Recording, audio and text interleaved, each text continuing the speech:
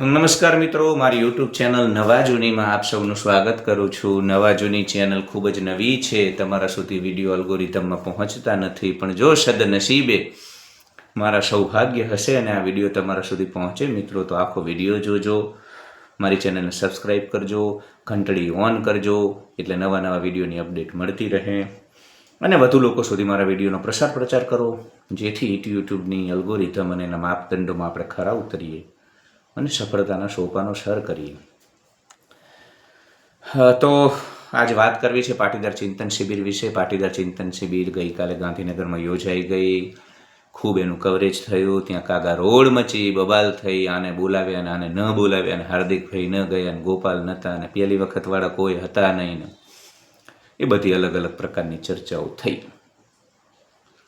પણ જે જૂના ચહેરાઓ હતા, અલ્પેશ કથિરિયા, રેશમા પટેલ, વરુણ પટેલ, ચિરાગ પટેલ, એમાં બે જૂના ચહેરાઓ હતા, લાલજી પટેલ અને દિનેશ બામભણિયા. એ બે જણા વિશે મારે આજે ચર્ચા કરવી છે. મારા મતે આ જેટલા પણ લોકો છે પાટીદાર ચિંતન શિબિરનો હિસ્સો, એ બધા ક્યાંક ને ક્યાંક રાજકીય મહત્વકાંક્ષાઓમાં, વ્યક્તિગત મહત્વકાંક્ષાઓમાં, વ્યક્તિગત જીવનમાં ઉન્નતિ સાધવા માટે ક્યાંક ને ક્યાંક કોઈ પક્ષનો હિસ્સો બન્યા, કોઈના ખેમાનો હિસ્સો બન્યા. એમની મહત્વકાંક્ષાઓ છુપી નથી.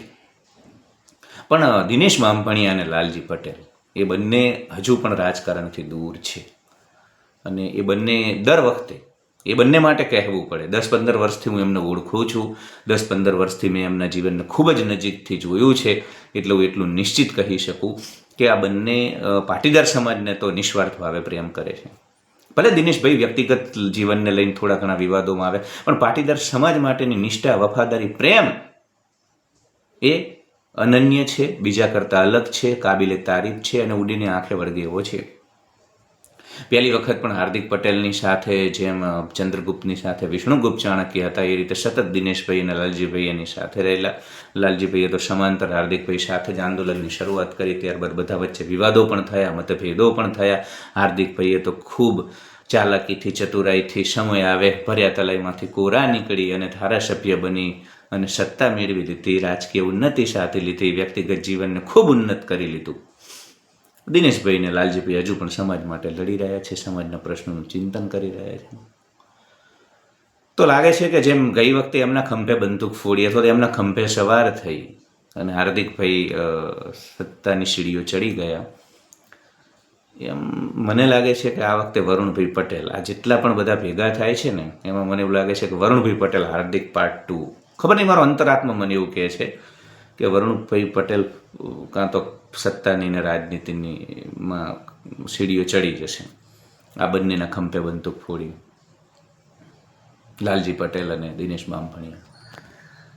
તો એ બંને વિશે મારે આજ ચિંતન શિબિર તો ઠીક છે, કાલ વાત થઈ એમાં 3 વસ્તુ ઉપર કે દીકરીઓને ભગાડી જાય છે, પેલી ઓનલાઈન ગેમિંગ, પાટીદાર સુરક્ષા, ત્યારબાદ બબાલ થઈ.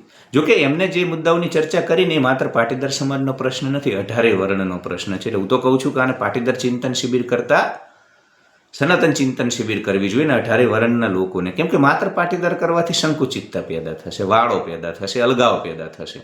અને વર્ષ 2025માં સનાતન ધર્મ કે હિન્દુ લોકો હવે વાળા કરે, હવે અલગાવ કરે, તો આપણને પોસાય એવું નથી. એટલે આને મને એવું લાગે છે કે પાટીદાર ચિંતન શિબિરની જગ્યાએ સનાતન ચિંતન શિબિર કરવાની જરૂર હતી. ઠીક છે, આપણને ખબર છે કે એ તો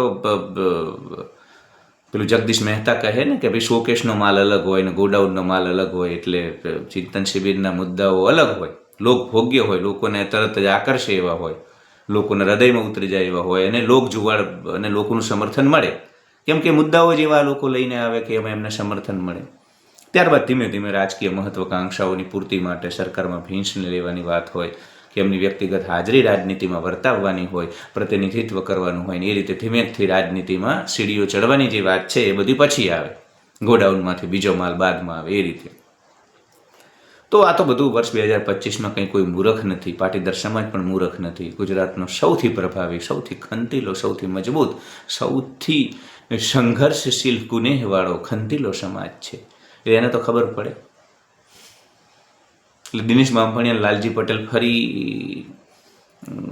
મારે તો જો એ લોકો બંને સુધી વિડીયો પહોંચે તો તમારા બંનેને મારે કહેવું છે કે તમારા બંનેનો પ્રેમ, વફાદારી, નિષ્ઠામાં સામે કોઈ સવાલ નથી, પણ રાજકીય જે મહત્વાકાંક્ષાઓ છે લોકો પૂર્તિ કરી લે છે તમને બંનેને હાથો બનાવીને, તમારા ખભે બેસીને અથવા તો તમારા ખંભે બંદૂક ફોડીને. એટલે તમારે બંને નિશ્ચિત પરેજી પાડવાની જરૂર છે, તમારે બંને નિશ્ચિત જાગૃત રહેવાની જરૂર છે, તમારે કેટલીક આચાર સંહિતાઓનું પાલન કરવાની જરૂર છે.